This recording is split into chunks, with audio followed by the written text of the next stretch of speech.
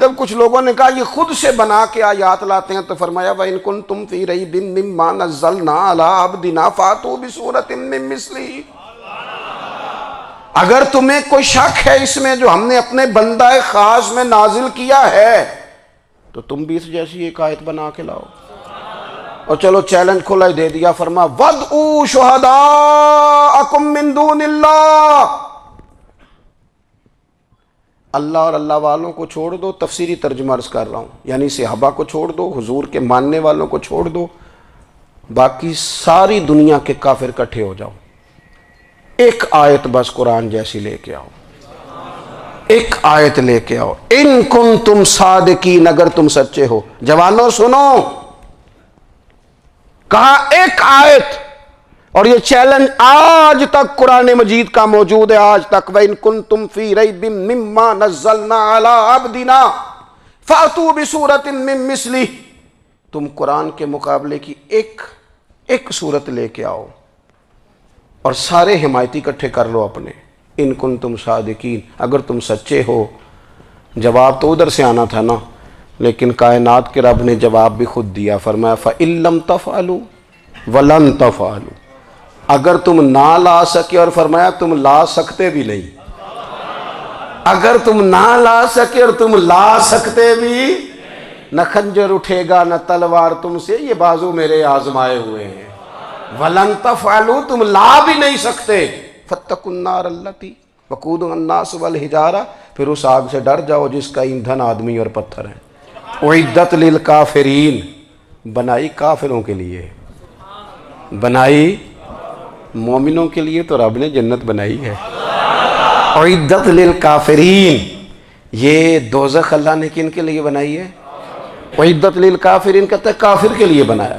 تو اللہ تبارک و تعالیٰ نے میرے رسول پاک صلی اللہ تعالیٰ علیہ وسلم کو وہ کتاب عطا فرمائی، اور پھر حضور کی فصاحت و بلاغت، معرفت۔ دیکھو ایک ہوتا ہے گھنٹوں باتیں کرنا، ایک ہوتا ہے کئی والیم پر مشتمل، کئی جلدوں پر مشتمل کتب کا لکھنا، اور ایک ہوتا ہے کسی بندے کا ایک بات کرنا اور سامنے والے کی طبیعت کو اتنا جگا دینا کہ اگلی بات فوراً ہی اس کی سمجھ میں آ جائے۔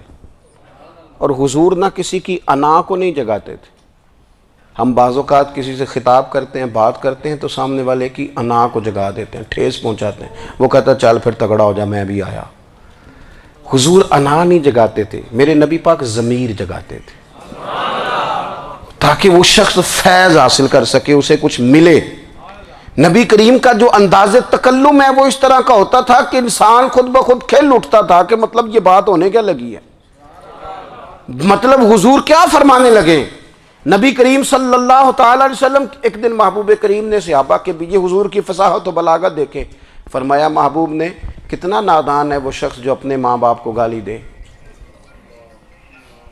کھلی ہو گئی لوگوں کی آنکھیں، کان کھڑے ہو گئے کہ یا رسول اللہ کون ایسا بدبخت ہے جو ماں باپ کو گالی دے گا۔ اب جب سوالات ذہنی سطح پر پوری طور پر ابھر گئے نا، تو اب رسول کریم نے بات سمجھائی، یہ ہے فصاحت و بلاغت، تیرے آگے ہیں یوں دبے لچے فصحاء عرب کے بڑے بڑے، کوئی جان منہ میں زبان نہیں بلکہ جسم میں جان نہیں۔ یا رسول اللہ کون ایسا نالائق ہے جو ماں باپ کو گالی دے؟ اب جب ذہنی سطح یہاں تک ابھر آئی تو اب حضور نے سمجھایا، فرمایا جب تم کسی کے ماں باپ کو گالی دو گے نا تو وہ بھی تو جواب میں تمہارے ماں باپ کو دے گا نا، تو فی نفس ہی یہ تم نے خود ظلم کیا ہے اپنے ماں باپ پر۔ کیوں تم نے ایسا لہجہ اختیار کیا کہ جس سے سامنے والے کی انا جاگ جائے اور وہ تمہارے مقابلے میں آ کر کے کھڑا ہو جائے؟ کیوں تم نے اس طرح کے انداز اختیار کیے کہ جس سے سامنے والا بھی سارے پنجے کھڑے کر کے باہر نکل آئے اور کہے آ جاؤ پھر میں ابھی میدان میں حاضر ہوں؟ رسول کریم کی فصاحت بلاغت دیکھیں نا، حضور 2-4 جملوں میں ساری بات سمجھا جاتے ہیں۔ ایک حدیث پاک اگر ہماری سمجھ میں آ جائے، ایک روایت، نبی پاک صلی اللہ تعالیٰ علیہ وسلم نے فرمایا خوبصورت مسلمان وہ ہے جو بے مقصد باتوں کو چھوڑ دے۔ لو اس سے پوری زندگی سجائی جا سکتی ہے، ایک جملے سے پوری زندگی سواری جا سکتی ہے۔ کوئی لمبی چوڑی باتوں میں جانے کی ضرورت نہیں. کہا خوبصورت مسلمان یہ ہے جو بے مقصد باتوں کو چھوڑ دے, لا یعنی باتوں کو. کیا کہتے ہیں ہمارے دیہات کے لوگ, جڑے پنڈ جانا نہیں اودا راہ پوچھنے دی. لیکن آج کل لوگ باز آندے یعنی جس بات کا بالکل تعلق نہیں نا وہ بات بھی کرتے جاتے ہیں, جس کا شعبہ ہی نہیں وہ بھی چھلانگ لگا لگا کے اس میں آ جاتا ہے. ہم اپنا وقت ضائع کرتے ہیں, اپنی صلاحیتیں ضائع کرتے ہیں, اپنا نقصان کرتے ہیں. ہم اپنا کام صحیح کر کے نہیں کرتے اور دوسری ساری دنیا کو ٹھیک کرنا چاہتے ہیں.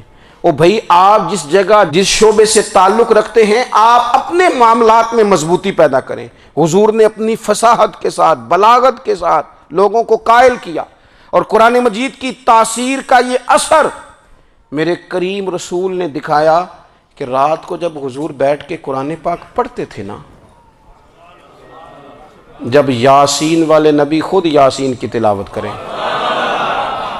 جب طٰہٰ والے محبوب خود طٰہٰ کی تلاوت کریں, غور کرو نا, جب مدثر والے محبوب خود ان جملوں کو ادا کریں, یعنی جن کے بارے میں آیت آئی ہے جب وہی یہ آیت پڑھیں کہ انا اعطیناک الکوثر, یعنی جن کا ذکر ہو رہا ہے جب وہ یہ بات کریں کہ یا ایھا النبی انا ارسلناک شاہدا ومبشرا ونذیرا لتؤمنوا باللہ ورسولہ وتعزروہ وتوقروہ وتسبحوہ بکرۃ واصیلا, جن کے بارے میں آیت آئی ہے جب وہ یہ کہہ رہے ہوں کہ ورفعنا لک ذکرک, جب وہ کہہ رہے ہوں والضحیٰ واللیل اذا سجا, ذرا اس کیفیت کو دیکھیں جب محبوب خود پڑھ رہے ہوں, اور جو حضور پر آئی ہیں اس کا ذائقہ, اس کا لطف, اس کا انداز بھلا کیا ہوگا.